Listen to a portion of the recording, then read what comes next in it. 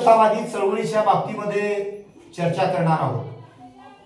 इयत्ता 9वीच्या वर्गामध्ये आपण जागतिकीकरणाचा विषय मांडत असताना एक विषय यामध्ये इथं चालू झाला आपला की अलिप्ततावादी चळवळीचा जन्म कसा झाला।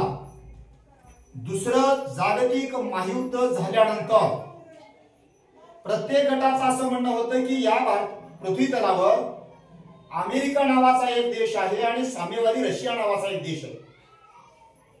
अमेरिका हा भांडवलशाही विचाराचा देश तर रशिया हा साम्यवादी विचाराचा देश।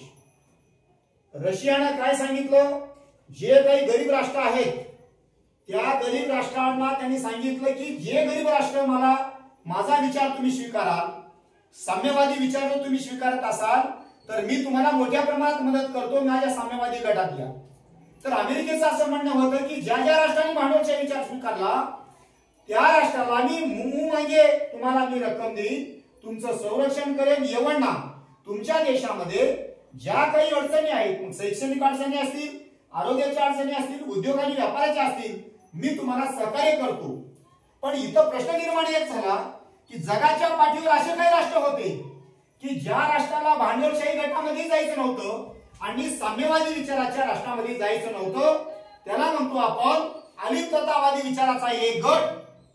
देशाचे पहिले प्रधानमंत्री पंडित जवाहरलाल नेहरू, युगोस्लाव्हियाचे अध्यक्ष मार्शल टिटो, इजिप्तचे राष्ट्राध्यक्ष गमाल अब्दुल नासेर आणि इंडोनेशियाचे राष्ट्राध्यक्ष डॉक्टर अहमद सुकार्नो या 4 राष्ट्राच्या राष्ट्राध्यक्षांनी आणि प्रमुखांनी विचार केला की आपणाला जर समजा या गटामध्ये सामील व्हायचं नसेल तर आपण एक निर्णय घेतला पाहिजे।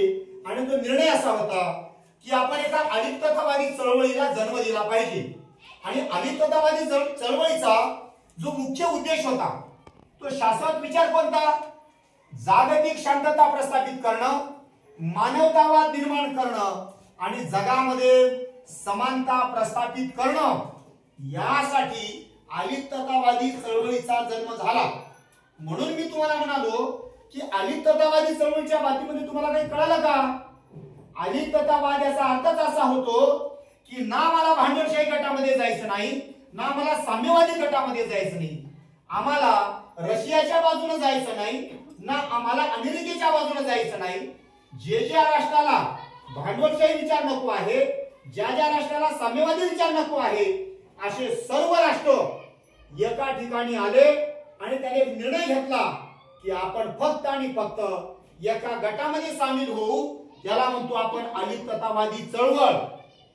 आणि अलिप्ततावादी चळवळीला जन्म देण्याचं जर काम कोणी केलं असेल तर तुमच्या देशाने केला। तुमच्या देशाचे पहिले प्रधानमंत्री पंडित जवाहरलाल नेहरू यांनी एक विषय पुढे मांडला की जर कुण्या राष्ट्राला कुण्याही गटामध्ये जायचं नसेल तर त्यांनी अलिप्तता गटामध्ये सामील व्हावं।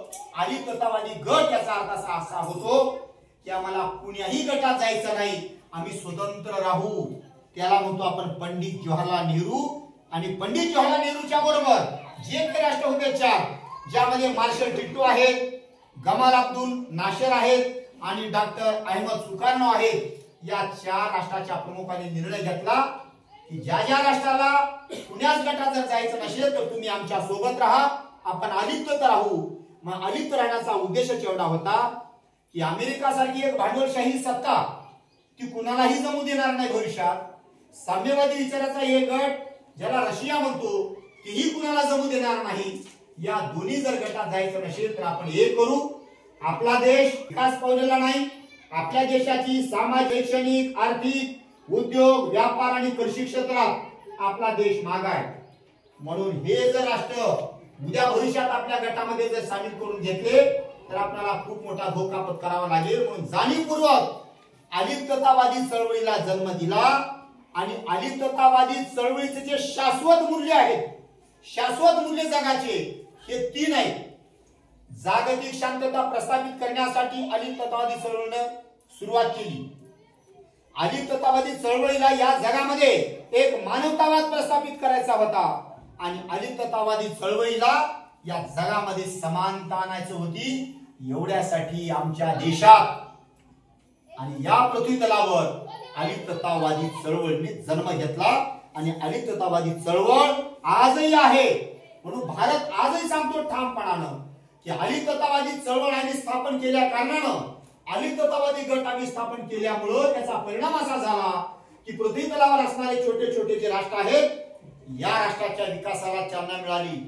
जर एका कदाचित या पृथ्वी तलावर अलिप्ततावादी चळवळीने जर जन्म घेतला नसता तर एक तो या पृथ्वी तलावर एक तो भांडवलशाही राष्ट्र म्हणून इथं नावारूपाला आले असते किंवा साम्यवादी गट म्हणून नावारूपाला आले असते आणि जगाची दोन गटात विभागणी झाली असती. एका बाजूला भांडवलशाही, दुसऱ्या बाजूला साम्यवाद. या दोन्ही गटापासून वाचण्यासाठी आमच्या पृथ्वी तलावर अलिप्ततावादी चळवळ जन्मास आली.